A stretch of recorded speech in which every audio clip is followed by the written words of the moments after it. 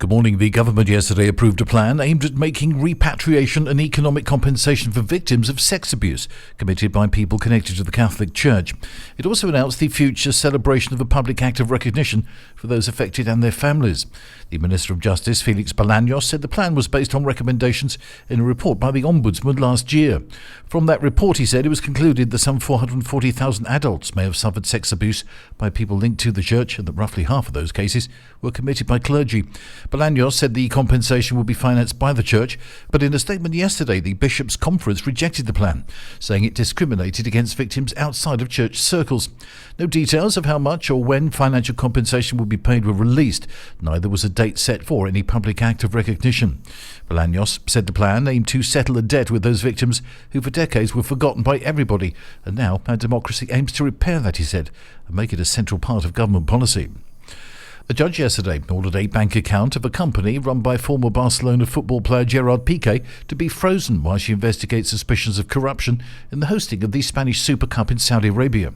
A court confirmed local news reports saying that the investigating judge, Delia Rodrigo, acted on a request by state prosecutors to place a freeze on a bank account belonging to the Cosmos Sports Entertainment Company, which was started and run by Piqué. Police arrested ex-Football Federation President Luis Rubiales earlier this month as part of a corruption and money laundering probe into activities under his mandate. Another 7 people had previously been arrested in March when police raided the Federation offices in Madrid and a residence belonging to Rubiales in Granada. Rubiales took the Spanish Super Cup to Saudi Arabia in 2020 for a deal that was reportedly worth €40 million per tournament. Piqué, who was playing for Barcelona at the time and played in the Super Cup, helped get the deal done via his Cosmos company.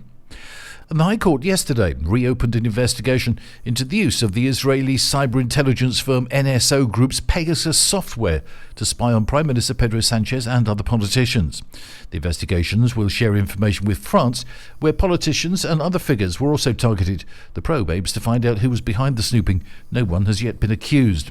In 2022, the Spanish government said software from the NSO Group was used to spy on ministers, triggering a political crisis that led to the resignation of the country's spy chief.